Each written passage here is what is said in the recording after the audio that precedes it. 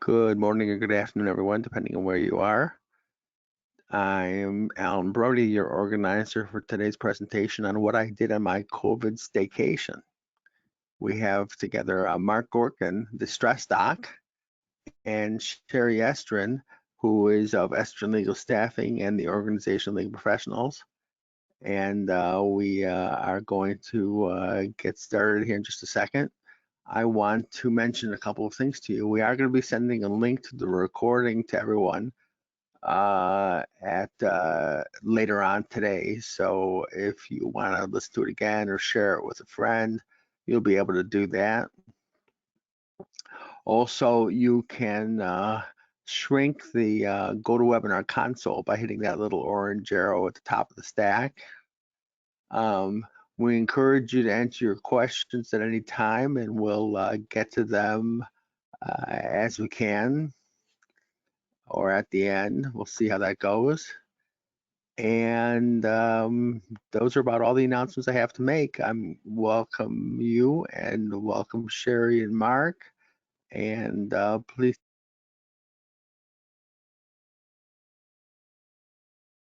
Thank you, Alan. Well, good morning, good afternoon, wherever you are. My name is Chere Estrin, and I'm a recovering legal professional.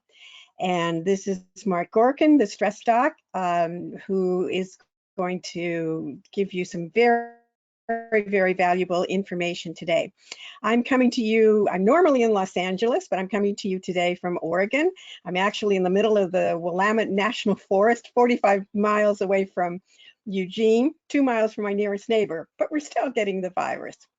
Mark is coming to you from Washington, D.C. So we've known each other a long, long time, and hopefully you will gain a lot of information.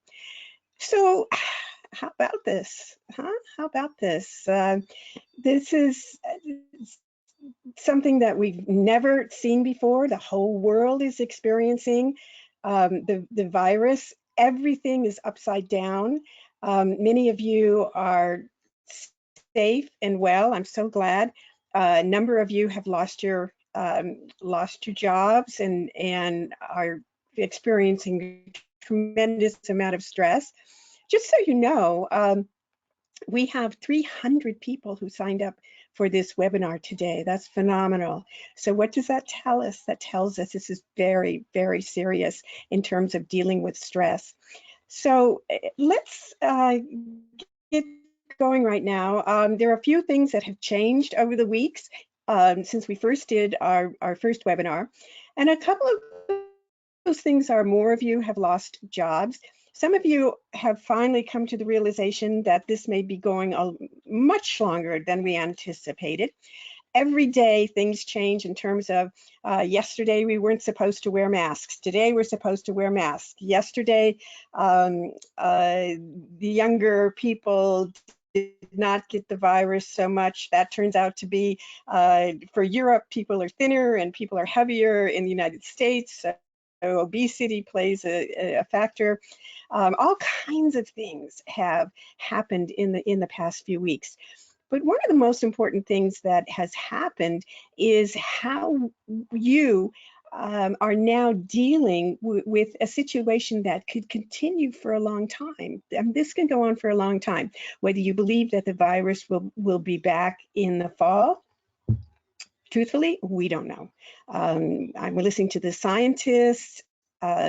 Is that scary? Yeah, sure. Who wants to go through this again? So there's got to be a lot of anxiety coming up about the unknown, what's happening in the what we call the great unknown. There's anxiety coming up because people are now talking about going back to work. What does that involve? What kind of risks are involved? And all sorts of things. So Mark, why don't you take it from here and okay. Let's hear what the stress doc has to say. Now that you've got us all stressed, no, I'm only kidding. I'm only kidding. So let's go over it very quickly. Hello, everyone. Well, I'm just reality here. Yeah. Yeah. Right. Okay.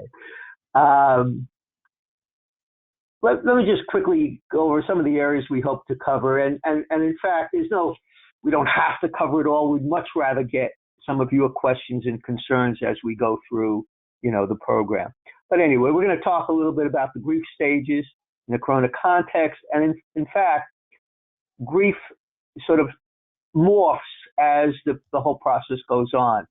So what the kind of grief stages people were at, 3 weeks ago can be different now. We'll give you some tips on psychological hardiness, dealing with loss and change, an immune booster that I call natural speed, some leadership principles, and maybe some survival tools and tips.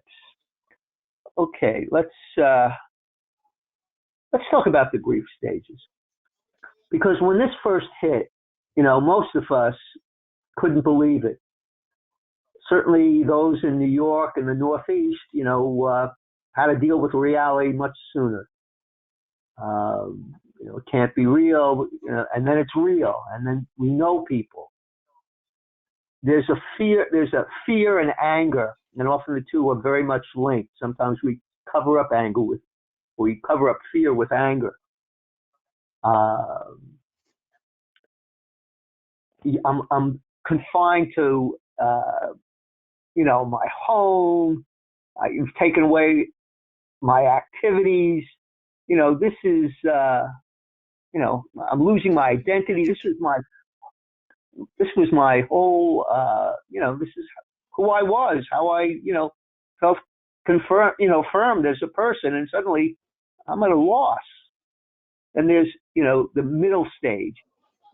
If I keep distancing for 3 weeks or 4 weeks, things will be better, right? And of course, it doesn't work that way. And we've seen examples of people being heroic and hoping that they would be rewarded, but in fact, in one case, they've contracted the virus by going in. So there's this sad feeling, it's a hopeless feeling. Will this ever end?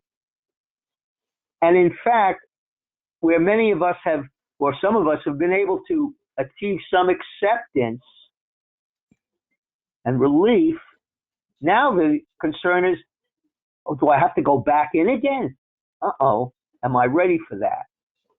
So just as we've got a little bit of homeostasis, now we're feeling disrupted again. So this is a rough process. And it doesn't just end there. I need to make this point. This has been a crisis situation. And there are two characters of crisis, danger and opportunity. The danger of crisis is that under enough stress, prolonged stress, they become like cracks in our defensive armor, so that emotions and feelings and memories from the past are going to get stirred up again. Suddenly we're going to be I know we have a lot of folks from the New York area.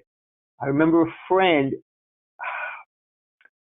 who was, a week after 9/11, he was living, in the Maryland area, but was still feeling really disoriented, and he didn't understand it. And this is a guy who had fought in Vietnam, was, a captain in the artillery.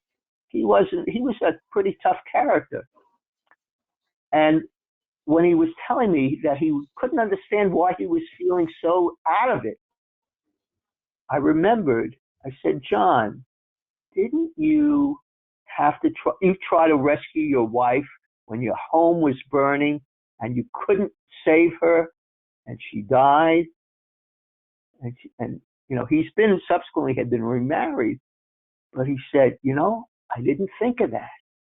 I couldn't, it's like he didn't realize that crises are going to stir up these memories in our conscious or maybe just in our subconscious, but they're going to be affecting us. So know that it's not a sign of being crazy. It's just a natural part of crisis. The opportunity there is that we can relive these experiences and clean out the wound, so to speak, by talking with someone about this. A good friend, a counselor if you need to, if you're feeling too much on the edge. Chere, any thoughts?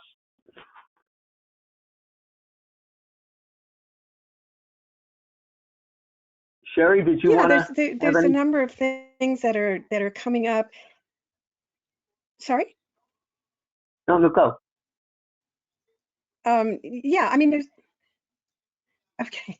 I'm having a little bit of a problem hearing you. Yeah, Yeah. I mean, there's also some practical aspects of what's coming up, and how we cope with it. A lot of you are worried that you know, this has totally derailed my career. I'm here to tell you, not necessarily so. We will recover just as we recovered in this recession. When it'll happen, we don't know. But I advise you to take a close look at what's going on in the legal field, and there is hope, that is um, those of us in litigation, those of you in litigation, and in certain specialties. Guess what? Right now, hot is estate planning. People are getting their affairs in order.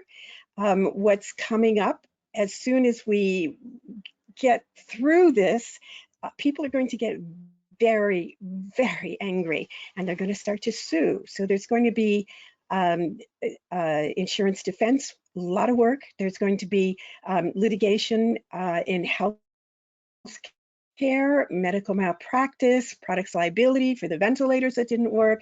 There'll be a lot of litigation against nursing homes, doctors. There's also going to be a lot of litigation against employment. People feel that they were unfairly terminated. Maybe they'll claim age discrimination. We don't know. So there's a lot of that coming up. Also coming up is divorce. Okay, for those of you in family law.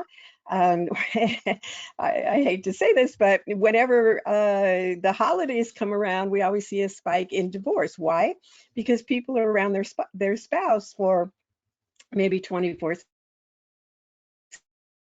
and a lot of issues come up. So we're going to see a spike in family law and divorce. We certainly what's not around the corner right now, but it's already gearing up, and it's right on our doorstep, is bankruptcy. So if you're in bankruptcy, you may be in luck. So there are a number of realities that are going on in the marketplace that, even though we're suffering right now, as Mark says, and even though we have to get our hands around this and maybe have a plan B, there's hope. Okay, there's hope, because the legal field will survive. Are we taking a hit? Absolutely. How long the hit will take, we don't know, except that what I encourage you to do is think to the future. There is a future out there. I've been in this business 25 years. Okay, a little bit more, but I don't want to admit my age. And I have never seen anything like this, except that we do know the market, and we do have a lot of history in how this goes. Okay, Mark. Yeah. I wanted to build on some of the, you're trying to, that this is a rough situation, but there are some things we can do. And you, of course, Sherry, bring the legal perspective. Let me try to bring the psychology perspective. Some of you may remember when they broke up Ma Bell in the 1980s, and that was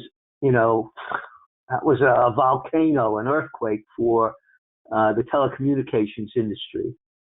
And a lot of this Dr. Suzanne Cabasa did a breakup study, and she focused on the executives. And she found that there were some execs that were really having a hard time. They were sort of falling apart. Others really were weathering the storm pretty well. And she came up with 4 characteristics that really distinguished the two. And as sort of my custom, I broke it down into 4 C's, an alliteration. So let me go over those pretty quickly. First, the most hardy execs were the ones that had a commitment to still doing good work, even in this time of, who knows if I'm going to have a job or where I'm going to be.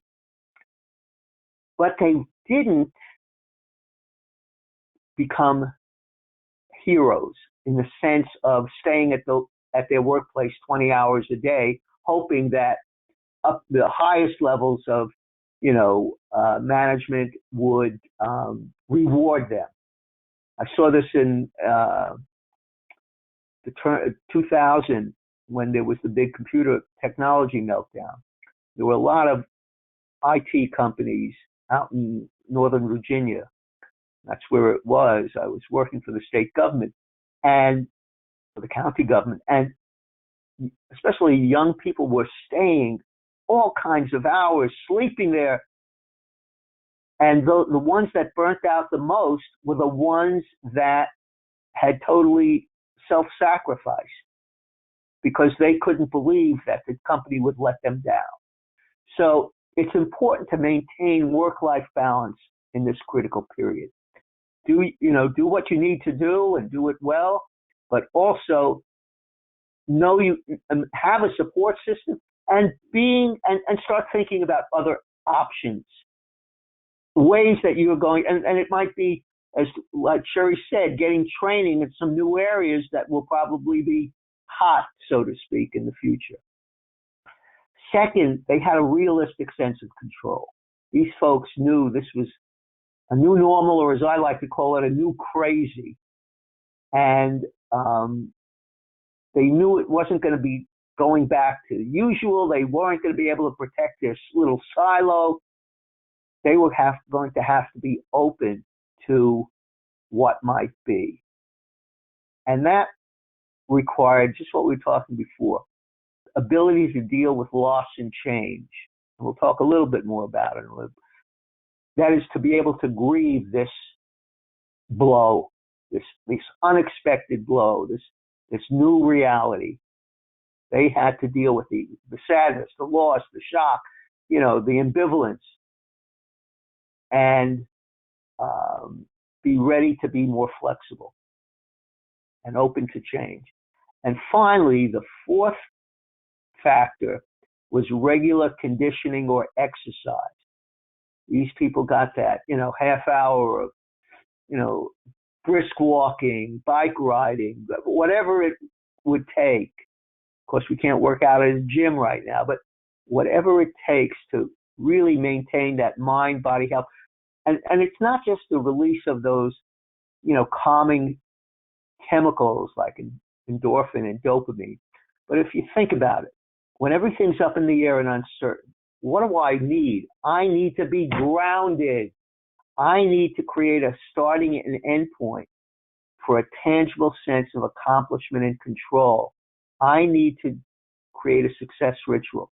So when I take my half-hour walk and jog daily, or almost every day, that at least there's something I'm setting up, and I can achieve something that's meaningful and important to me.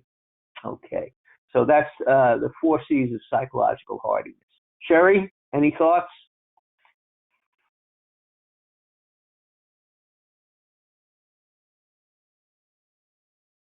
Another thing that helps psychologically, and I've worked at home on and off for a number of years, and that is to get a routine. If you haven't worked at home before and working remotely is new to you, what really, really helps is if you get into a regular routine. For example, lately I've been up at 4 in the morning, but that's another story, okay? But I start my day at 8 o'clock. I finish my day at 5 o'clock. I knock off, okay? I go through the day as though I were in the office. I don't sit around in my pajamas, okay? Because that doesn't make you feel good. If you don't have to suit up, of course, but get a regular routine of putting on regular clothes so that you feel good about yourself, and get yourself a regular routine. A number of you working at home have reported that you're putting in more hours than you've ever put in before. And this is another thing that leads to stress. The fact that so many people have been laid off, you've perhaps taken over somebody else's responsibilities, and people are working longer and harder than they've ever worked before. Interestingly enough, because law firms never believed that people who worked remotely can be productive. And this is this is different than what the common belief is in the law firm.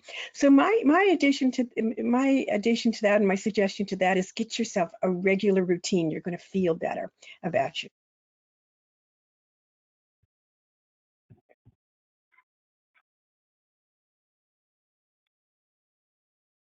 You know, I'd like to sort of follow up and certainly underscore what Chere said. I mean, it is important to get yourself, you know, going in the morning, feeling that professional mindset. But I'd like to also get back and to talk about change and how that's going to really, how can we be more open to some of these new possibilities? And it's important to hold on to this vital lesson of the 4 R's. No matter what you do or how hard you try, results, rewards, recognition, and relief are not forthcoming. And you can't say no or won't let go because you've invested so much time, identity, money, energy, ego in one right person, one right position, one right acceptable outcome. Trouble awaits. The groundwork is being laid for apathy, callousness, and despair. So this is what I'm saying is, this is some of the things we really need to think about to have a more open mindset to new challenges. For me, it's been learning how to do Zoom groups and, you know, Skype therapy calls. And believe me, when it comes to technology, as I tell people, I'm not quite a dinosaur, but I'm an early stage mammal. So all these things, you know, initially stir up some anxiety, uncertainty. Will I be able to master it or at least get good enough? And yet, you know, this new reality says you've got to move in this new direction. So that's what we want to, you know, get that. You know, it's not going to be easy, but courage always involves vulnerability. Courage is not just, oh, this is no big deal, you know, and denying any kind of emotion. Courage is doing the right thing despite the vulnerability. So let's continue with how do you manage loss and change? This is so important because we know there's going to be a loss of the familiar, you know, whether it's just learning how to handle being at home, or if we've lost a job, then we know where are we going next, and that's kind of the loss of the future. But the familiar is, I miss my colleagues, you know, I miss my routine at work. I miss that which has given me a sense of real competence and confidence. The loss of the future, of course, is we don't know, as Chere said, what is this COVID virus? What's its evolution? You know, there's so much uncertainty. And then there could be a loss of face, you know, where's my self-affirmation coming from? And so all these losses are going to stir up a lot of, you know, it's either like we can implode or explode. And of course, we don't want to do either of the extremes, but we want to feel that frustration and that anxiety enough so it kind of gets us to a point where we, you know, say, hey, I don't like all of this, but I'm going to do something about it. I've got to rebuild that fire in me. And of course, the thought of going back to work can stir up that anxiety, but we want to harness that. We want to be prepared to, you know we're going to probably have to go back to work. As Chere just showed me a clip from the Wall Street Journal saying that unless you have, you know, a sort of a mental health diagnosis, you're probably going to have to go back to work if your employer insists. Though I think there's also going to be a greater case, you know, to at least part-time teleworking, and Chere can probably talk more about this. But you want to have that, you want that fire to build your voice or to join with others to say, hey, if we're going back to work, let's make sure this is a safe work environment. Let's make sure we're doing the things that we need to do. And that's your reasserting your focus and your bottom line concerns. Always get feedback in dealing with loss and change. Someone who'll give you what I call TLC, not tender loving care, but tender loving criticism and tough loving care. Someone who will really listen and get engaged in back and forth, not the person who's, you're talking to someone, let's say you're talking about a family member that had been ill, and, oh yeah, I know what you mean. Oh, my aunt, let me tell you about my aunt. That's not the person you want to have, a real stress buddy, tender loving care, tender loving criticism, tough loving care, and tender loving criticism relationship with. Finally, have faith. If you're doing all these things, dealing with the loss of the familiar, the future, loss of faith, rebuilding fire, reasserting your focus, seeking feedback, you can have faith that you are building emotional muscles that will make a difference in adapting to this craziness. And oftentimes when we can look back, someone said what was once feared and is now mastered is laughed at. What was once feared and is now mastered is laughed at. We can even have fun. Chere? Comment from the.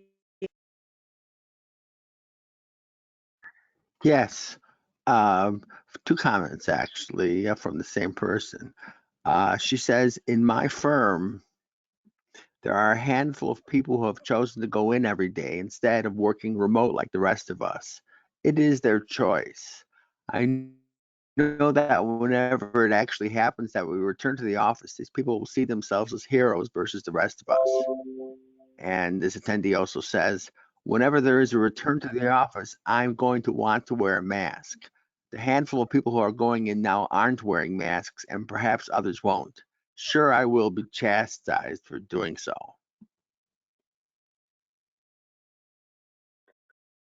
I'd like to comment on that. that. You want to take it? Yeah, please, Chere, and then I'll say something. Go ahead. And as Mark can tell you, this is one of, yeah. Okay. This is an issue with me. This going into the office when we're not clear yet. And the one thing that the legal field does have are two things. One is loyalty to the extent that they go overboard, and the other is right now fear of loss of job. If you don't do what is asked of you, you might very well lose your job.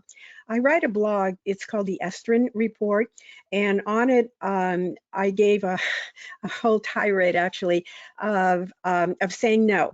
Okay, saying no. Now, the Wall Street Journal did just come out with an article with employment attorneys saying if you're asked and you do not have a mental health disability, you are required to go in. My take on that is this, and I'm quite passionate about it. Is dying for your firm worth it? I mean, that's basically what it boils down to.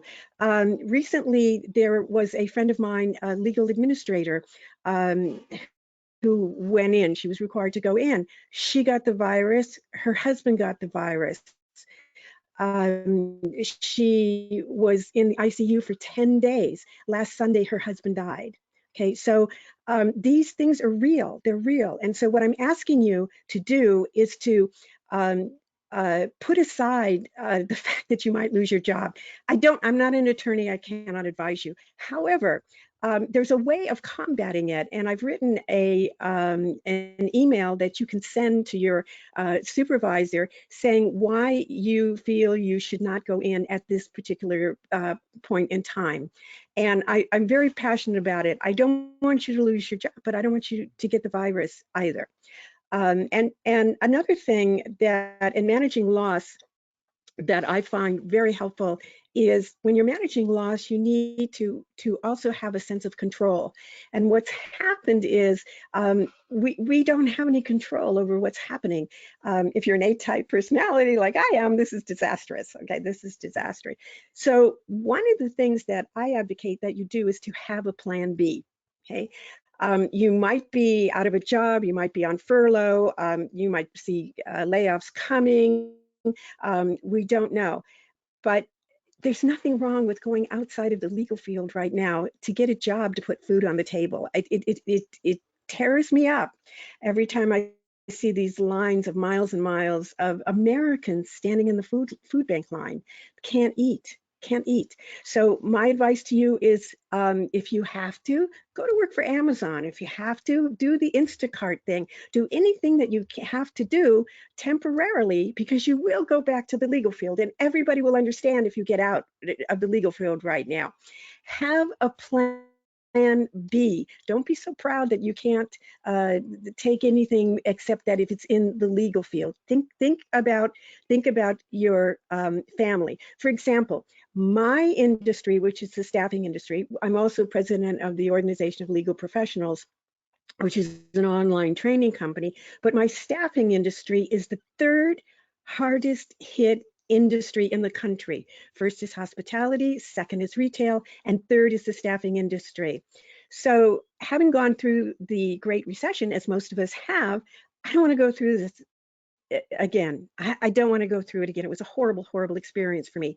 So I put into effect my plan B. And I figured, okay, look, there's going to be a lot of medical litigation coming up. So I created a division called MediSums, Medical Records Summarizing, because in a way that's the temp business. And I have licensed doctors that will be summarizing the medical records, and it'll be something that is my plan B that is going to generate income until the staffing industry comes back. Now, I know all of you are not entrepreneurs, but what I'm encouraging you to do is to think creatively. What else can I be doing to protect myself and protect my family? We have a couple of statements, Alan. Attendee says, Chere, I read her blog post and saying no. These people I'm referring to aren't afraid of losing their jobs. They're just blindly loyal. I'm not personally worried about it. These are just facts I wanted to post because I wanted to see it addressed. I imagine these things are happening in other places. And then I have another attendee who wants to know what state these people are in, because most states require masks now. Yeah, that's a good point. I just wanted to say that if you want to wear, and I think you should, you go to work with a mask.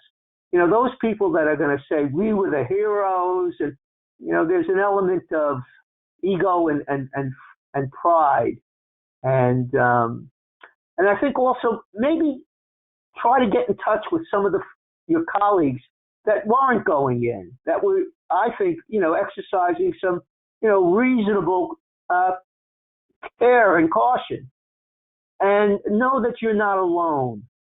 That's going to be important. Just as some of those folks are going to, you know, circle the wagons and think they were the special ones, have a couple of colleagues, if you can, who certainly understand your perspective and why you chose to telework and why you're choosing to wear a mask. Don't, you know, unless you have to, don't be the Lone Ranger, so to speak, in this experience. Chere?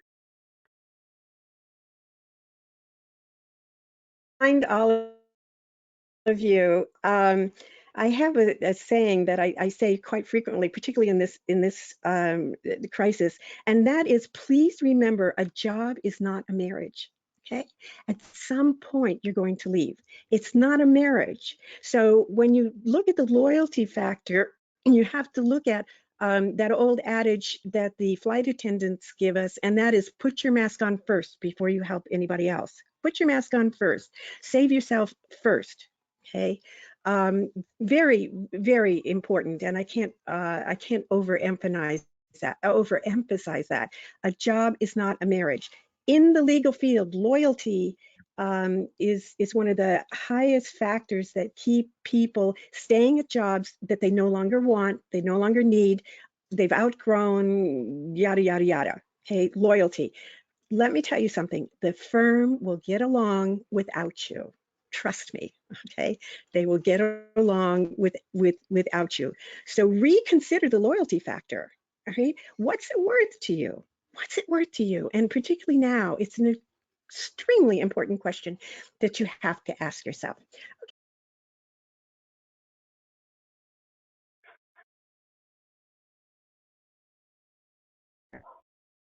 You know, Sherry, that reminded me. That gave the statement, yeah, I'm sorry, the person that gave the statement about about the mask and who should wear them is from Kansas. What you need to do is just Google it. Find out, just Google, is your state requiring you to wear masks? And my suggestion is wear the damn thing anyway. Okay. Right. Whether your state is requiring it or not, wear it. I mean, protect yourself and protect others. That's the important thing, not whether or not your governor says, hey, you got to wear a mask. Okay, it's like having to wear a helmet when you ride a bicycle. I don't really want to do it, but all right, wear the mask. Think. Good. Okay, let's continue with how we can fortify ourselves in this time of uncertainty and angst. I have what I call my formula for natural speed. Everyday resilience. First, really do an honest, this is going to be like an honest inventory. Are you getting 6 to 8 hours of sleep a night? Why is this so important? Why they now tell interns and residents, or at least before this crisis, to make sure you get, and I'm sure they're even saying it now, make sure you get at least 6 hours sleep. Why? Because of medical malpractice lawsuits. Without getting a regular amount of sleep, sufficient amount of sleep on a regular basis, your mind can't function as agilely, and we know it's going to have long-term consequences on such health issues as diabetes. Now they're even saying down the road dementia. So sleep isn't it's essential. It's an essential worker, so to speak. Priorities, the ability to say no and set limits, or to say, no, I'm not going to just be like, everyone else and not wear a mask. I'm going to set my own boundaries here. So not being afraid to disappoint people. One of my favorite slogans is, a firm no a day keeps the ulcers away, and the hostilities too. And do know your limits and don't limit your no's. Passion is also during this time to build up our immunity, to build up our resistance and resilience. Find something you love to do. Find a hobby, something that really nurtures your soul. This is very important. E is for the empathy, found in a caring shoulder, but all give without take is a big mistake, for now you shoulder a boulder. I talked earlier, find a stress buddy, someone you can really, be open with, let your hair down with. Of course, some of us can't do that anymore, but you know what I mean. We talked about exercise. And finally, this is really a time to, how am I eating? I don't have to be rushing around so much, or maybe not quite the same way when I was at the office. Or I can make better choices about my eating habits. And again, maybe a nutrition buddy, someone that you can say, let's try to do this together. Let's get our eating and our weight and, just our overall lifestyle health in better shape. Sherry?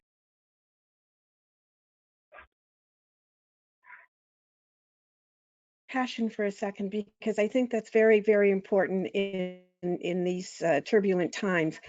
A lot of times we don't know what we're passionate about. And now is the time to not only take some online training and increase your skills. Now's the perfect time to be doing that, but it's also the time to devote to your passion. For example, I've written 10 books on legal careers. I have a blog. I've written hundreds and hundreds of articles. I've been interviewed by Newsweek, New York Times, Los Angeles Times, et cetera, et cetera. And writing is one of my passions. When I'm writing, I think maybe 10 minutes have gone by, but it could be 2 or 3 hours because I'm in the flow of it. And what, by doing something that you're passionate about, it lifts you up and out of the crisis, even if it's just for a short period of time, but it's up and out, and it makes you feel really, really good. So going back to Mark's issue on priorities and passion, do something that you're passionate about, or find something new. There are all kinds of new creative ideas that have been on the news. Google it, find out what other people are doing. Have virtual friendship meetings. Although I got to tell you, the virtual meetings that I've been having lately with my friends, they seem to be looking a little more chunky. So you know, I can tell you what's going on. They're hitting that refrigerator, and then I don't want to say anything, but they are looking a little bit more chunky. Okay, so be careful that eating is not your passion. Okay, and then Alan has a comment. Great. So this attendee is saying, if we chose to go to work in a different field temporarily, wouldn't that make it more difficult to get a job in the legal field again in the future? Don't many employers prefer those with recent and consistent experience? I still have my job right now, but I'm nervous about layoffs soon. I am a senior parent. Absolutely. I'm not saying that you should get out of the legal field. I'm saying feed your family. Don't stand in the food line, and do what you need to do. Everybody here knows Word. Everybody here can type. You can go to the job boards on virtual assistants. There are plenty of them out there, and find a way of supplementing your income. And yes, if you're out too long, okay, employers don't like that. However, it's just like the recession was, and that is they're more forgiving if you step out momentarily and then step back in. The trick is to not stay out of the legal field any more than 6 months if you have to. Okay, but what you should be doing during that time is taking online training. Put it on your resume, because what that's going to do is to show that, yes, I had to temporarily step out of the legal field during the virus. However, I'm staying up to date with my skills. So again, it's a personal choice, but you know, you might get laid off. Senior paralegal, if you're a corporate paralegal, chances are you're probably going to get laid off because mergers and acquisitions are going away. Okay, so real estate's going away, just like the recession. So you're going to have to find something to do. Okay, and again, what I found as a result of the recession was employers were much more forgiving about that gap. Much more forgiving. So my suggestion is do what you need to do. By the way, I'm looking for 2 corporate paralegals in Los Angeles, an IP paralegal, healthcare regulatory attorney for Los Angeles, and get this, I'm doing a search for a corporate transactional attorney in the Kingdom of Bahrain. So if you know anybody who wants to go, let me know. Chere, don't you think this also is a time, sometimes in crises, you know, it's like freedom's just another word for nothing left to lose, right? How about some people out there, if I had a chance to really do my own thing, to be a little entrepreneurial, to sort of take a risk? As like Chere said, you have 6 months to at least explore something that's out of the box for you, something that's maybe you've been thinking about it. You know, it's just sort of every once in a while comes up in a dream, perhaps, or in a fantasy moment. Maybe now is the time to think, hey, let me take a risk. I call it confronting your intimate foe, FOE, fear of exposure. This is really, you've got, like Chere said, maybe 6 months to try something new, something different. And this might be the time to jump in. Okay. Anything else you want to say on that, Chere? If not, why don't we talk a little bit about leadership? Let me get us to that next slide.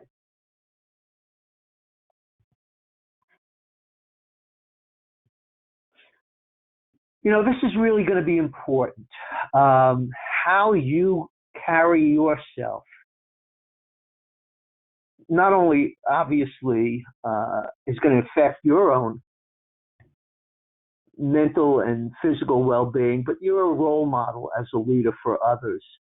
People are going to look at you and look up to you and look at you in terms of how you're really carrying yourself with others. So as a leader, you want to be checking in regularly with your people. And try not to be afraid to be genuine. It's okay. We're all feeling a little bit vulnerable these days. There's nothing wrong. We can take off that "we've got it all together" mask. Really share what's going on. Ask good, out-of-the-box questions. Ask your people, really what's going on with you. Where is it working? Where is it, what are the barriers? What are the fears that are, you're grappling with? Really make a little bit more intimate connection. Now, you can't demand that people respond, but if you approach them, I call it, there are two pillars to a good question. The humility pillar, which is basically, I don't have all the answers. And the openness pillar, which is, I really would like to hear your thinking on this. Do you think people appreciate when you approach them with, I don't have all the answers and I really would like to get your take on this? Yeah, that's a no-brainer. So the way we ask questions now could be one of the biggest bridge-building tools in our toolkit. Try to be reliable. Be solid as best you can. And being solid doesn't mean being rigid. It means being real. That's what solid is. It's more real in this unpredictable world. Acknowledge when you have information to share, but also be honest when you don't, and that you will find out. Recognize the uncertainty. Chere very wisely talked about beware of that loyalty trump card. I have what I call the law of the loyalty loop. Those who never want you to answer back always want you to back their answer. Those who never want you to answer back always want you to back their answer. Be careful with that overblown and really self-defeating sense of loyalty, because most of the time, a lot of those people, as we've seen, just will dismiss you anyway. We all need a stress buddy. We talked about that. Not just for the comfort, not just to help us, be clearer about our convictions, but that kind of creativity, bouncing off each other. Chere and I, we just both had a sense, Chere, there's something going on. This was about a month ago, 5 weeks ago. There's something going on. We've got to put our noodles together. And we realized that, alone, Chere could talk about legal expertise. Alone, I could talk about stress expertise. Together, there was synergy. Find someone you can synergize with. Be a role model, that experimental, open mindset. Take on new learning curves. My motto, learn to fail or fail to learn. This is a time for learning and leading. Have those courageous conversations. If you see someone that's really struggling, if your firm or your organization has an EAP, encourage them to reach out. If they don't, if they need to maybe talk to a coach or a counselor, Chere and I are available. You want to have an outside objective person. When a person's feeling really stressed, they're not able to get their day-to-day functioning working, don't let them suffer in silence. Really try to encourage them to seek some support. Being able to have someone that you can be open and honest with is probably the most important thing that we can create in terms of managing this unpredictable time. And then finally, if you can bring in a little humor, Daniel Goleman, who wrote the book on emotional intelligence, said more effective managers, the most effective managers, apply humor 3 times more often than their serious counterparts. And one way you can share humor, you don't have to be a stand-up comedian, is just talk about a vulnerable or an embarrassing experience.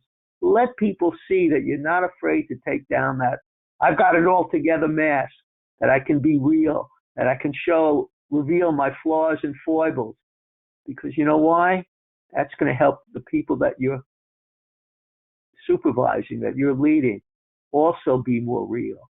And if these people can be more real, that means you're going to get more honest information about what's really going on in the trenches. So you being able to be vulnerable is one of the most powerful tools that you have as a leader. Chere?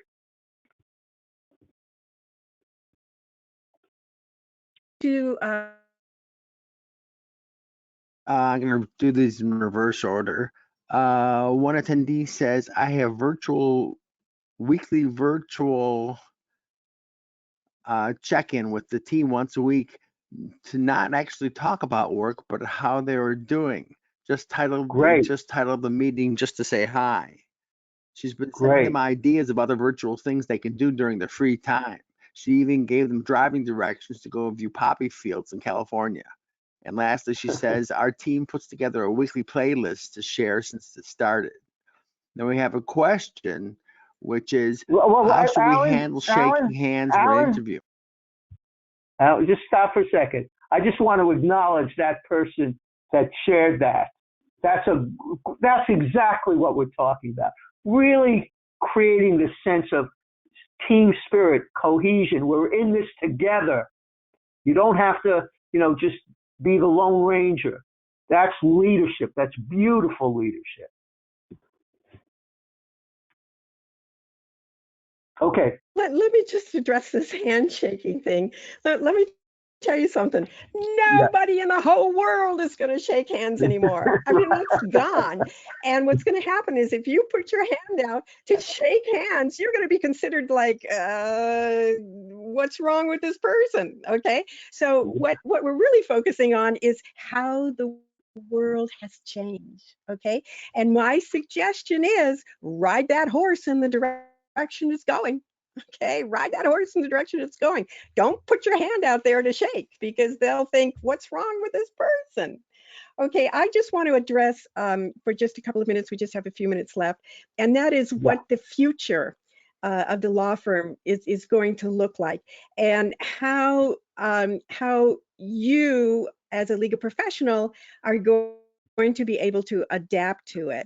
And, I mean, the old adage, change is hard. Well, change is here. And we've already changed. So I think the workplace is going to look very different. I think that, for example, in getting a new job, right now in law firms, they consider working remote as a perk or an exception. I mean, if you ask to work remotely 2 days a week, previously the firm would look at you like, what? This person really doesn't want to work. They're kind of schlucking things up. They're not serious. And they would make an exception if, for example, you had an hour and a half commute or you had extenuating childcare issues. But now I think this is the way it's going to go. They're going to say, Mark, hey, we want you to come to work for the firm. And I'll tell you what we're going to do. We're going to give you $150,000 a year. Okay, salary plus overtime, plus a great bonus. And guess what, Mark? You get to work remotely 2 days a week. That's not good enough? Mark, how about 3 days a week where you come to work for us?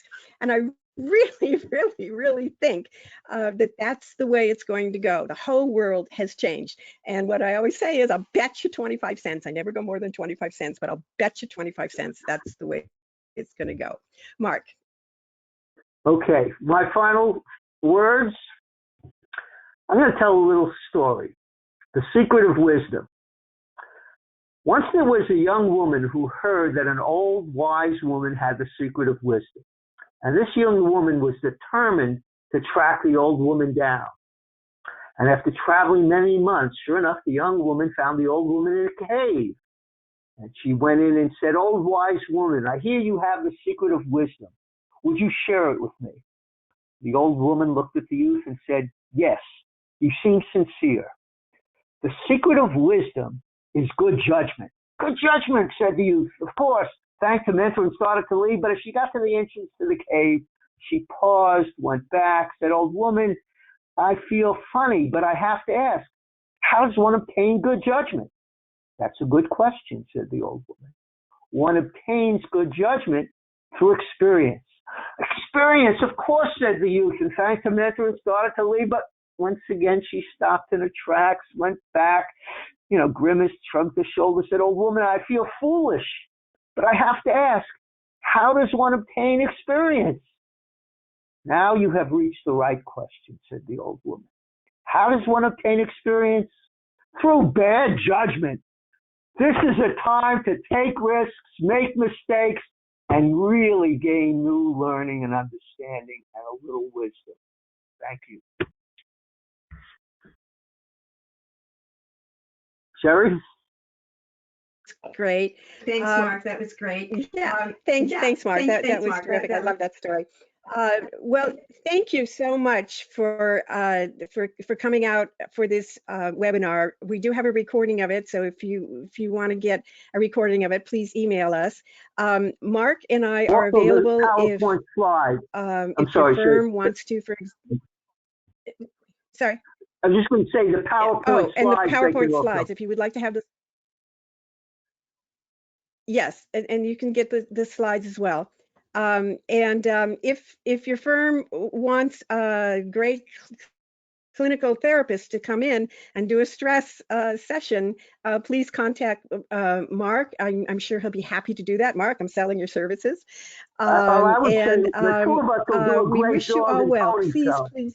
Yeah. Yeah, I know. What the heck, together again. We've known each other 30 years. So, I shouldn't say 30 years. People ask me when I'm going to retire. So anyway, we're available to you. If you have any questions, please reach out to us. Mark's email is stressdoc@aol.com, and I am Chere at estrinlegalstaffing.com. And Alan, did you say we have one comment? No. Oh, okay. And then Alan is going to give you a statement to wrap this up. And thank you so much for coming out. Yeah. Please, please, please. The first thing that we ask is stay safe. That's all we ask, is to stay safe. As the stress doc says, I was just amen going to say, and women because to the number that. of people. I was just going to say, considering the number of people, we're going to be sending both the slides and the recording link to everyone. So don't worry about sending us a message and getting back to you on that. We'll send everybody the recording. We'll send everybody the slides. Have a great day. The rest of the day today. Thank you for participating. Thank you, Chere and Mark, for being panelists, and we'll hear from all of you next time. Bye-bye now.